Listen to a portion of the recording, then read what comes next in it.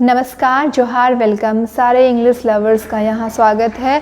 Grammar skills की class के लिए इंटरेस्टेड स्टूडेंट आए हैं यहाँ। तो आज हम लोग सीखेंगे क्या कि ट्रांसफॉर्मेशन कैसे करना है, एक्टिव वॉइस का पैसिव वॉइस में ट्रांसफॉर्मेशन कैसे करना है। सबसे पहले हम ये जानेंगे कि लैंग्वेज जो है इंग्लिश लैंग्वेज, उसका जो स्ट्रक्चर होता है, सेंटेंस का स्ट्रक्चर मतलब कि रचना। तो रचना तो बहुत चीज़ों की होती है, जैसे कि हम लोग अपने घरों की रचना भी करते हैं, मतलब घर का भी स्ट्रक्चर बनाते हैं। तो सबसे पहले हम लोग पिलर्स देते हैं, फाउंडेशन रखते हैं, उसके बाद वॉल्स होती हैं, फिर उसके बाद फिर से पिलर्स होता है, फिर roof and then plaster and then all. तो ये एक स्ट्रक्चर होता है कि पहले पिलर, फिर वॉल, उसके बाद रूफ। तो सेंटेंस में क्या होता है, सेंटेंस में क्या पहले होता है, फिर क्या उसके बाद होता है, और फिर क्या उसके बाद होता है, ताकि एक घर जैसा बन गया वैसे ही एक सेंटेंस मीनिंगफुल सेंटेंस बन जाए। तो इंग्लिश में कैसा होता है वो हम लोग देखते हैं, ठीक है। तो इंग्लिश में जो सेंटेंस का स्ट्रक्चर होता है, तो फाउंडेशन अगर की बात करें तो सबसे फाउंडेशन हम रख सकते हैं सब्जेक्ट का सबसे पहले, ठीक है। ठीक है, तो जो काम करने वाला होता है, तो दुनिया की हर चीज, दुनिया की कोई भी चीज़ सब्जेक्ट हो सकती है, चाहे वो पत्ता हो या वो मकान हो या वो आप हो या हम हो या वो कोई एनिमल हो। तो हर एक चीज़ होती है क्या, सब्जेक्ट। जैसे कि मैंने कहा कि पत्ता कैसे सब्जेक्ट, पत्ता क्या काम करता है भाई, पत्ता फोटोसिंथेसिस करता है, पत्ता गिरता है, पत्ता उड़ता है। So leaf is also a subject as you and I, all right? तो दुनिया की कोई भी चीज़ क्या हो सकती है, सब्जेक्ट होती है। तो सब्जेक्ट रख दिया हमने, जो भी काम करने वाला है, जिससे भी कोई एक्टिविटी होती है, और दुनिया की हर चीज़ एक्टिविटी करती है, you know, I know, we know. उसके बाद वो जो क्रिया करेगा, मतलब वो जो काम करेगा, वो चीज़ जो काम करेगी, उस काम का नाम मतलब क्या, वर्ब है। तो that we call main verb. लेकिन मेन वर्ब अकेला जो है ना, बहुत अकेला महसूस करता है तो उसके साथ हमें एक हेल्पिंग वर्ब लेने की ज़रूरत पड़ती है। कभी कभी नहीं भी ज़रूरत पड़ती है, क्योंकि कभी कभी मेन वर्ब अपना फॉर्म चेंज करके पूरा काम चला लेता है। जैसे कि आप लोग को पता होगा, पास्ट टेंस के सेंटेंसेस बनाने के लिए हमें हेल्पिंग वर्ब की ज़रूरत नहीं पड़ती है, ठीक है। पास्ट टेंस के असर्टिव सेंटेंस बनाने के लिए हमें और किसी वर्ब की ज़रूरत नहीं पड़ती है। जैसे कि आई केम, मैं आई, आई सॉ, मैंने देखा, आई कंकर्ड, मैंने जीत लिया, ठीक है। ये बहुत फेमस सेंटेंस है, आप लोग सर्च कीजिएगा कहाँ है, आई केम, आई सॉ, आई कंकर्ड। तो केम, सॉ और कंकर्ड मतलब I the subject, came the second form of verb, इसे सेंटेंस बन गया। तो वहाँ पर मेन वर्ब ने अपने फॉर्म को चेंज करके ही काम चला लिया, वहाँ हेल्पिंग वर्ब की ज़रूरत नहीं पड़ी। लेकिन हेल्पिंग वर्ब की ज़रूरत तुरंत पड़ जाएगी जैसे ही मैंने कहा मैंने नहीं देखा, ठीक है ना। तो अब मुझे आई नॉट सॉ से नहीं होगा, आई नॉट सॉ से नहीं होगा, वहाँ क्या करना होता है, हेल्पिंग वर्ब की ज़रूरत पड़ जाती है। और वहाँ हम लोग पास्ट टेंस का हेल्पिंग वर्ब, सिंपल पास्ट के लिए जो हेल्पिंग वर्ब है, डिड को यूज़ करते हैं और कहते हैं आई डिड नॉट सी, ठीक है। आई डिड नॉट सी, मैंने नहीं देखा। तो क्यों मैं कह रही हूँ ये हेल्पिंग वर्ब इंपॉर्टेंट है, क्योंकि मोस्टली मैंने देखा है हेल्पिंग वर्ब को डिसाइड करने में बच्चे गलती करते हैं। एम इज आर में से क्या होगा, डिड होगा, डू कब होगा, डज कब होगा, हैव कब होगा, हैज़ कब होगा, शैल कब होगा, विल कब होगा, कैन, और ये सारे के जो हेल्पिंग वर्ब है, इनसे लोग थोड़ा सा सोचते हैं कि क्या बोलना है। तो इसलिए मैंने ऐसा कहा, ठीक है। तो सेंटेंस के स्ट्रक्चर पे बात चल रही थी। तो subject, helping verb, main verb and then object. तो ये जनरल स्ट्रक्चर है किसका, एक सेंटेंस का, किसका, इंग्लिश में, ठीक है। तो क्या कहेंगे हम, S plus V plus O, ठीक है, subject plus verb plus object. अब आते हैं हम लोग अपनी मदर टंग के बारे में, जिसमें मैं अभी इंस्ट्रक्शन दे रही हूँ, मतलब हिंदी। तो यहाँ पर क्या देखते हैं कि शी इज टीचिंग, तो मतलब वह पढ़ा रही है, तो वह हो गया सब्जेक्ट हिंदी में, और पढ़ाना पहले इंपॉर्टेंट हो गया, मतलब यह पढ़ाने को हमने सेकंड प्लेस पर रखा और उसके बाद रखा वह पढ़ा रही है। I'm sorry, वह इंग्लिश पढ़ा रही है। अगर मैं ये कहूँ कि वह इंग्लिश पढ़ा रही है, तो वह इंग्लिश, तो ऑब्जेक्ट मैंने पहले रखा और फिर पढ़ा रही को बाद में रखा। तो ये है हिंदी का सेंटेंस स्ट्रक्चर और ये है इंग्लिश का सेंटेंस स्ट्रक्चर। यहाँ SVO और यहाँ SOV। आई गेस कि आप सबको ये पहले से क्लियर होगा, नहीं होगा तो अभी क्लियर हो गया होगा। ठीक है, अब ये स्ट्रक्चर तो समझ गए हिंदी, इंग्लिश और हिंदी का। लेकिन अब हम लोग देखते हैं कि एक्टिव वॉइस से पैसिव वॉइस में क्या स्ट्रक्चरल चेंज आते हैं। ठीक है ना, स्ट्रक्चर मतलब क्या, वही फाउंडेशन या पहले रूफ। ठीक है ना, तो देखिए चलते हैं, देखते हैं कि क्या क्या है। देखेंगे कि सब्जेक्ट को हम लोग ने रखा है ना इसमें सबसे पहले, लेकिन जब हम लोग पैसिव वॉइस करते हैं ना, पैसिव वॉइस ट्रांसफॉर्म करते हैं, सब्जेक्ट को हम लोग बाद में रखते हैं। और ये आखिर क्यों? फाउंडेशन तो हमने पहले कहाँ बनाई थी, सब्जेक्ट को यहाँ रखा था, तभी तो फाउंडेशन मतलब पिलर पे फिर वॉल बनाया था एंड वॉल पे फिर रूफ बनाया था। लेकिन हम लोगों ने ये देखा कि रूफ तो इम्पॉर्टेंट है, लेकिन कभी कभी अगर आप फ्लोर अच्छा नहीं बनाते हैं, ठीक से नहीं बनाते हैं ना, तो फ्लोर धंस जाती है। तो फ्लोर को भी इम्पोर्टेंस देना है, तो हम लोग कभी कभी पहले नीचे पिलर्स डाल के ऊपर फ्लोरिंग कर देते हैं, then we erect the wall and then roof. तो इम्पॉर्टेंस की बात है। ठीक है ना, हम लोगों ने ऑब्जेक्ट को यहाँ थोड़ा ज़्यादा इम्पोर्टेंस दिया है और ऑब्जेक्ट को पहले रख दिया, प्लेस कर दिया, and then we moved subject to last position.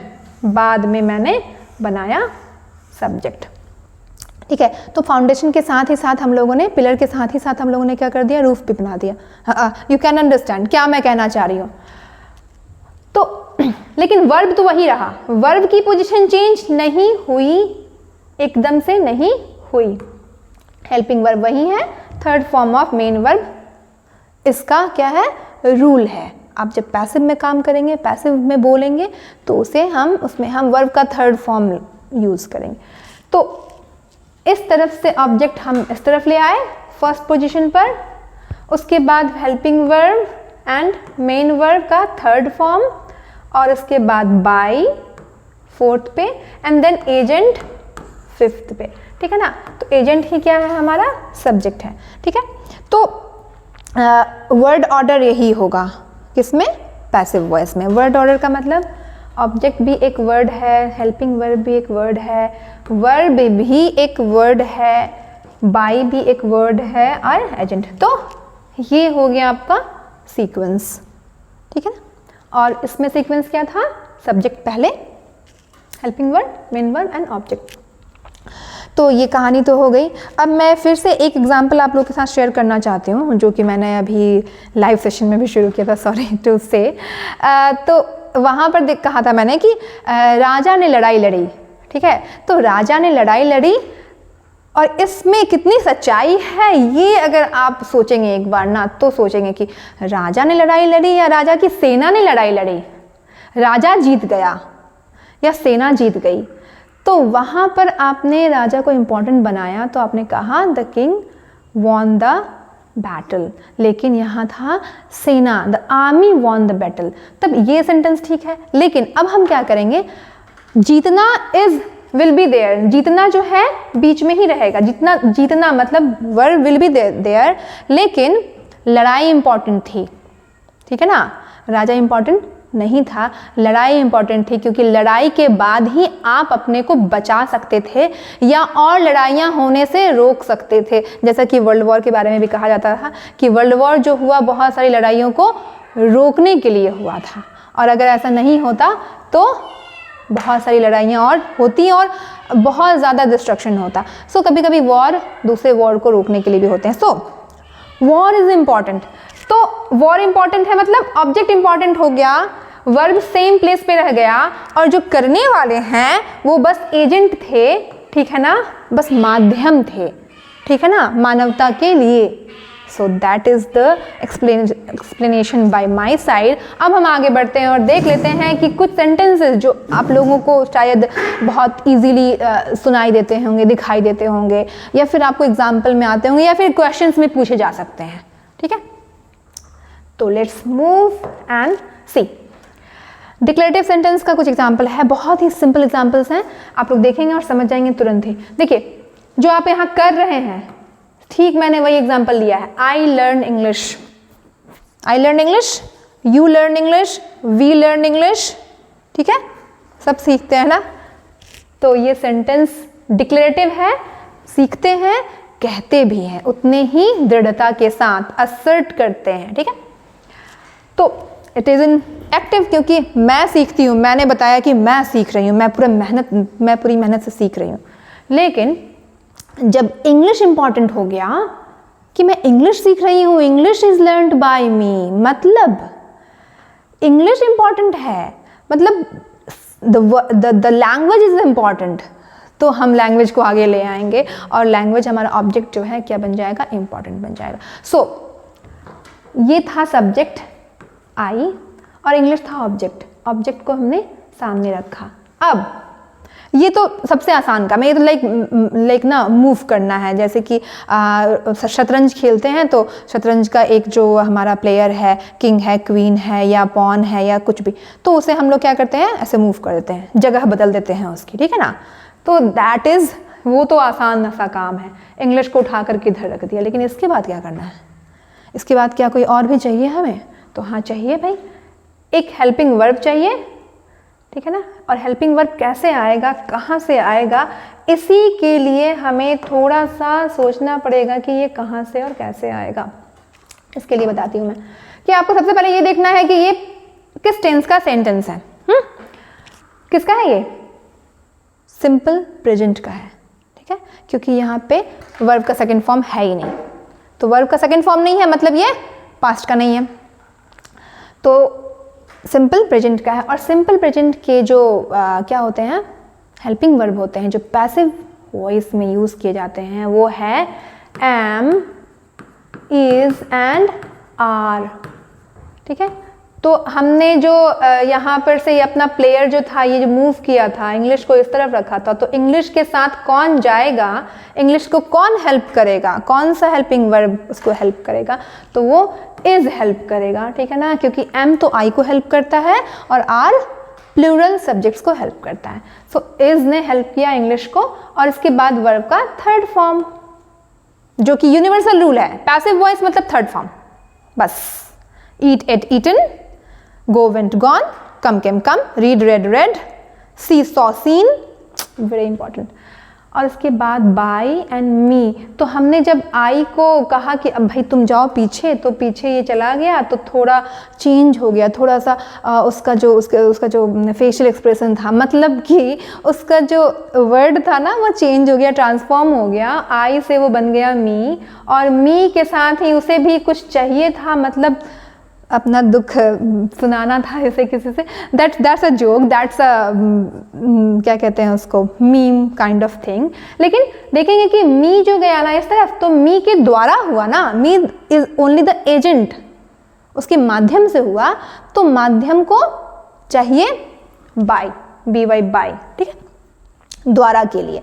So I learn English, English moved, I moved English here, is क्योंकि इंग्लिश सिंगुलर है तो मैंने इज लिया, लर्नड क्योंकि यूनिवर्सल रूल है पैसिव वॉइस में third form, and by me, me को हमने मूव किया, आई को मैंने मूव किया इस तरफ, तो ये बन गया मी, और मी के बाद उसे चाहिए एक बाय, ठीक है ना, तो बाय मैंने ऐड कर दी।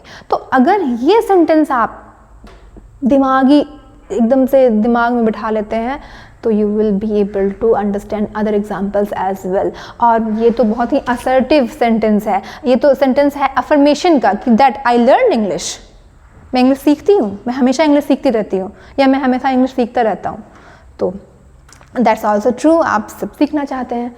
Now I come to next example, जो कि पहले के ज़माने में होता था, अभी भी करना चाहिए सबको, ठीक है ना, राइटिंग, लेटर राइटिंग करना, उससे आपकी जो कॉम्पोजिशन की स्किल है, और करना क्या चाहिए आपको, एग्ज़ाम्स में आते हैं तो यू मस्ट लर्न। ये लेटर लिखने का जो चलन है, जो ज़रूरत है, वो कभी ख़त्म नहीं होगा।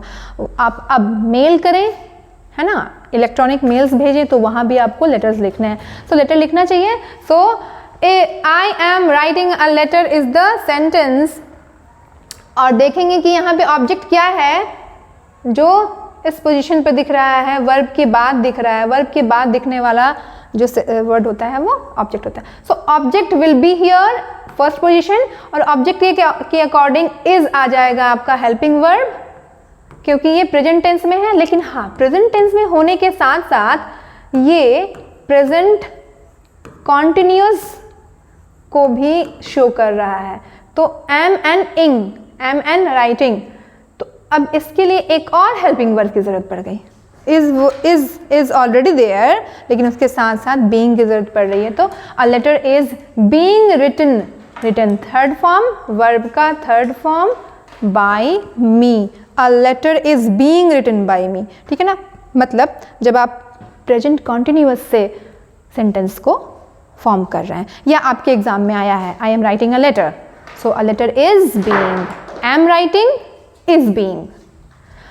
You are posting a letter, तुम एक लेटर पोस्ट कर रहे हो, मतलब दैट पोस्ट बॉक्स जो होता है उसमें आप ड्रॉप करने गए हो। तो you are posting a letter is being posted by you, ठीक है। बस जहाँ जहाँ क्वेश्चन खत्म हुआ ना वहीं से आंसर शुरू हो जाएगा। कहते थे पहले कहते थे ना कि तुम्हें लेसन इतना अच्छा याद होना चाहिए, इतना अच्छे से कंसंट्रेट होना चाहिए तुम्हें क्लास में कि टीचर ने सवाल पूछा और तुम्हें आंसर तुरंत देना है। तो यहाँ पर भी वैसा ही है, I am writing a letter, जहाँ खत्म हुआ वहीं से दूसरा सेंटेंस आपका पैसेज शुरू हो जाएगा। A letter is being written by me, और है ही नहीं कुछ इसमें, ठीक है। तो क्वेश्चन जहाँ खत्म होता है ना, आंसर वहीं से शुरू होता है। इससे मज़ेदार और क्या बात होगी। तो चलते हैं आगे देखने के लिए और क्या क्या हम लोगों ने किया है अपनी लाइफ में। तो मैंने तो ये काम नहीं किया है और करना भी नहीं चाहती हूँ, लेकिन अगर करना पड़े, अगर कभी ऐसी ज़रूरत पड़े तो करना पड़ेगा। So the sentence is I killed the snake in the Bush. मैंने क्या किया? मैंने नहीं किया, but I killed the snake in the Bush. So sentence को तो देखेंगे सबसे पहले ना, तो देखते ही हमें ये समझ में आना चाहिए क्या टेंस किस टेंस का है। और आपको ना सबसे ज़्यादा आसान पता है क्या तरीका है आपको टेंस याद करने का, टेंस को जान जाने का, कि वर्ब का कौन सा फॉर्म है। ये किल्ड, ईडी इज वर्ब का सेकेंड फॉर्म, V2। तो जैसे ही सेकेंड फॉर्म है तो पास्ट हो गया, और पास्ट हो गया तो सिर्फ सेकेंड फॉर्म है और कोई हेल्पिंग वर्ब नहीं है, तो ये सिंपल पास्ट हो गया। और सिंपल पास्ट को चेंज करने के लिए क्या करेंगे हम? सबसे पहले जैसे मैंने बताया था, जैसे ही क्वेश्चन खत्म होगा वैसे ही आंसर शुरू हो जाएगा। तो the snake in the bush was, क्योंकि पास्ट का था ना, was killed third form by me. Done, easy, ठीक है। So the snake in the bush was killed by me. इसके बाद I was reading an English novel. फिर से वही बात, जहाँ क्वेश्चन खत्म हो रहा है, जहाँ एक्टिव वॉइस का ये खत्म हो रहा है, जिससे उसी से पैसिव वॉइस का सेंटेंस शुरू हो जाएगा, एन इंग्लिश नॉवल। अब आती है बारी किसकी? हेल्पिंग वर्ब को पहचानने की। तो हेल्पिंग वर्ब हम लोगों ने देखा यहाँ पे ना, वॉज है मतलब ये पास्ट का है, और पास्ट के साथ ing भी है मतलब कॉन्टिन्यूअस का है। तो पास्ट कॉन्टिन्यूअस के लिए वॉज तो रहेगा ही, बीइंग ऐड हो जाएगा, ठीक है ना, BEING being. And then verb का third form read by me. यहाँ पे पहले आई पहले इंपॉर्टेंट था, लेकिन आई अब कम इंपॉर्टेंट हो गया, या फिर उसकी पोजीशन चेंज हो गई, and it became me. So N English novel was being read by me. All of you read novels? English novel try करो एक बार आप सब लोग। बहुत easy novels, जैसे कि एक नॉवल है गलीवर्स ट्रैवल, लिलीपुट की कहानी। तो ये सारी नॉवेल्स के ना सेंटेंसेस बहुत ही इजी बनाए गए हैं। तो आप लोग अगर पढ़ोगे तो you will learn English more better, ठीक है। आगे बढ़ते हुए मैं थोड़े से टफ एग्जाम्पल्स लेकर के आई हूँ, क्योंकि टफ इसलिए है क्योंकि क्वेश्चन पूछना ही थोड़ा टफ लगता है ना। क्वेश्चन पूछना सच में टफ होता है, ठीक है ना। आपको फॉलो करना, किसी को भी फॉलो करना, अच्छा हाँ वो ठीक है, बस आप चलते जाओ लैम की तरह, LAMB लैम की तरह, दैट्स वेरी इजी, ठीक है ना। बस भेड़ की चाल में आप चलते जा रहे हो, that's very easy. But question पूछना कि आपने ऐसा क्यों किया, ठीक है ना। ऐसा क्यों हो रहा है देश में, पोल्यूशन क्यों बढ़ रहा है, जेंडर का डिस्क्रिमिनेशन क्यों हो रहा है, ठीक है ना। तो ये पूछना बहुत जिगर की बात होती है। तो जिगर की बात करने के लिए थोड़ी सी एफर्ट लगाना पड़ता है, तो एफर्ट लगाते हैं हम लोग और पूछते हैं कुछ questions. Oh my God, it is not question वाला स्लाइड है, सो हम चलते हैं क्वेश्चन वाले स्लाइड की तरफ, क्योंकि क्वेश्चन की बात जब मैंने कर दी है तो क्वेश्चन वाला स्लाइड ही चलेगा, ठीक है। वेट, ठीक है, सो देखते हैं। Did you find this book, ये एक क्वेश्चन है। Did you find this book, तो क्वेश्चन कैसे दिख जाता है। इंटरोगेटिव सेंटेंसेस की पहचान क्या है, पहचान है ये क्वेश्चन का मार्क। देखेंगे सारे सेंटेंसेस में क्वेश्चन मार्क है, ठीक है ना। ये है क्या, एक पहचान। दूसरी पहचान क्या है कि आप देखेंगे ना इसमें हेल्पिंग वर्ब हमेशा आगे रहेगा। हेल्पिंग वर्ब डिड हो, वॉज हो, वेयर हो, ये सामने रहता है। हैव हो, हैज हो, सब सामने रहते हैं, फर्स्ट पोजीशन पे रहते हैं। एंड अगर हेल्पिंग वर्ब नहीं है फर्स्ट पोजीशन पे तो वो सेकंड पोजीशन पे होगा और उसके पहले होंगे क्वेश्चन वाले वर्ड्स, जैसे कि वेयर, व्हाट, हाउ, व्हेन, ठीक है, बाय whom, ठीक है।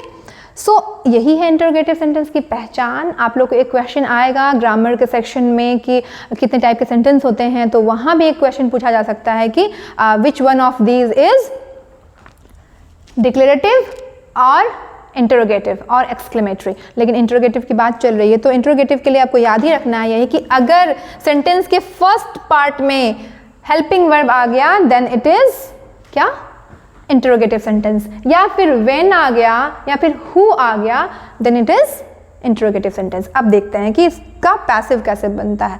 इट इज देखो हम लोगों ने, मैंने भी पढ़ाई की थी तो 9th 10th में बहुत आसानी से जो असर्टिव सेंटेंस है, जो डिक्लेरेटिव सेंटेंस है, उसका बनाना बड़ा इजी लग रहा था, बहुत इजी, तो बहुत अच्छे से याद रहता है। लेकिन इसको हम भूल जाते हैं, तो यही तो क्लास है याद करने के लिए सबके लिए। सो क्लास में याद करते हैं और देखते हैं कि did you find this book का कैसे बनेगा। करना बस यही है कि यू फाइंड, आपको जो ये टेंस कौन सा देख लेंगे हम लोग सबसे पहले तो सिंपल पास्ट है। सिंपल पास्ट क्यों है, क्योंकि डिड जो है सिंपल पास्ट का क्या है, हेल्पिंग वर्ब, और हेल्पिंग वर्ब सिंपल पास्ट का, तो सिंपल पास्ट के लिए जो पैसिव वॉइस में हेल्पिंग वर्ब यूज किया जाता है that is was and were. Was यहाँ रख दिया हमने, पहले ही हमने हेल्पिंग वर्ब डाल दिया, ठीक है। अब जिससे क्वेश्चन खत्म हुआ था, दिस बुक से क्वेश्चन खत्म हुआ था ना, दिस बुक से शुरुआत की और फाइंड यहाँ पे फर्स्ट फॉर्म में है तो यहाँ पे हमने इसका थर्ड फॉर्म यूज कर दिया, वॉज दिस बुक फाउंड। तो थोड़ा सा लग रहा है कि हाँ एक लेवल तो बढ़ गया है, जो सिंपल सेंटेंसेस बना रहे थे हम डिक्लेरेटिव उससे बढ़ गया तो कोई बात नहीं, हमारे पास बहुत एफर्ट है, हम सब कर लेंगे, ठीक है ना। सो करेंगे क्या, देखो पहले तो देख लेंगे कि ये किस टेंस में है, किस टेंस में है, सिंपल पास्ट में है। सिंपल पास्ट का हेल्पिंग वर्ब देखा मैंने हम लोगों ने। अब हेल्पिंग वर्ब के बाद पैसिव में जो हेल्पिंग वर्ब यूज कर रहे हैं उसके लिए वो होता है वॉज। वॉज सबसे पहले रख दिया और इसके बाद हम लोगों ने ऑब्जेक्ट उठाया, मतलब जिससे सेंटेंस खत्म हुआ था उसी को हमने यहाँ रखा एंड देन वर्ब का third form, was this book found. Did you find this book, क्या तुम्हें ये किताब मिली। वॉज दिस बुक फाउंड, क्या किताब मिल गई, क्या किताब पाई गई, खोज ली गई, मिल गई, ठीक है ना। तो किताब इंपॉर्टेंट है, यहाँ पर आप इंपॉर्टेंट थे। डिड यू फाइंड, क्या तुम्हें मिली किताब, लेकिन यहाँ पर क्या किताब मिली तुम्हें। So this is the matter. अब देखते हैं दूसरा sentence, where did you buy this book of short stories, कहाँ से खरीदा तुमने, ठीक है ना। सो वेयर क्या है, वेयर इज क्वेश्चन वर्ड, तो वेयर को हम वेयर ही रखेंगे, ठीक है, सामने ही रखेंगे और फिर देख लेंगे कि ये सेंटेंस किस टेंस में है, पास्ट में है, सिंपल पास्ट में। सिंपल पास्ट का हेल्पिंग वर्ब वॉज और वेयर होता है, तो वॉज रख दिया हमने, फिर वही किया जिससे क्वेश्चन खत्म हो रहा था, this book of short stories, तो this book of short stories और वर्ब का थर्ड फॉर्म, यहाँ बाई था तो बाई बॉट, ठीक है, ये कर दिया। So where was this book of short stories bought. अब लगेगा कि अरे यार, अगर मैं ना ठीक सिर्फ ये सेंटेंस दे दूँ एक्टिव और तुरंत बोलूँ उसको पैसिव बनाओ, तो ये तो बड़ा मुश्किल है, इसका पैसिव कैसे बनेगा। कुछ करना ही नहीं है, वेयर को वेयर की तरफ छोड़ देना है, देखना है कि ये सेंटेंस किस टेंस में है और उस टेंस का हेल्पिंग वर्ब जो पैसिव में यूज होता है उसको उठा करके वहाँ रख देना है, वॉज, उसके बाद object this book of short stories, और उसके बाद third form bought. Easy easy peasy, और कुछ है ही नहीं इसमें, ठीक है ना। और अब कुछ देखें, when do they send this letter, ठीक है ना। फिर वही बात, question word same, put the question word as it is, और उसके बाद देखेंगे डू किसका है, सिंपल प्रेजेंट का सेंटेंस का हेल्पिंग वर्ब है, ठीक है ना। तो डू है सिंपल प्रेजेंट का, तो यहाँ पे भी सिंपल मतलब प्रेजेंट का हम लोगों ने हेल्पिंग वर्ब रखा इज, और अगेन दिस लेटर को हमने दिस लेटर कर दिया यहाँ पर, जिससे क्वेश्चन खत्म हो रहा था, दिस लेटर। अब सेंड का third form sent by them, they का देम, दे ट्रांसफॉर्म होके देम हो जाएगा। इसके बाद देखते हैं हु रोट द रामायण, ठीक है। तो हु में यहाँ पे सीधा सीधा हु नहीं हो करके बाय होम होगा, ठीक है ना। बाय होम, हु के बदले by home, and then again हम देख रहे हैं कि ये सेंटेंस किसमें है, रोट है ना, सेकेंड फॉर्म है ना वर्ब का, तो वर्ब के सेकेंड फॉर्म की से समझ जाएंगे कि ये पास्ट में है, और पास्ट का हेल्पिंग वर्ब वॉज, और फिर वही द रामायण या द रामायण को हमने रखा यहाँ, और रिटन मतलब वर्ब का थर्ड फॉर्म लिख दिया, खत्म।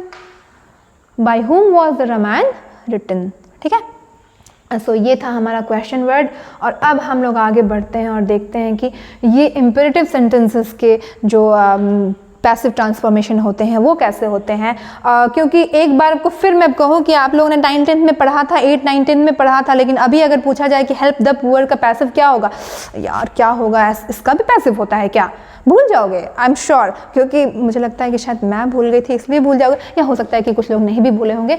तो जो नहीं भूले होंगे उनके लिए बहुत शाबाशियाँ, जो लोग भूल गए हैं वो लोग यहाँ पे रिवीजन कर लेंगे। रिवीजन करते हुए देखते हैं हम लोग कि ये सेंटेंस कैसे है।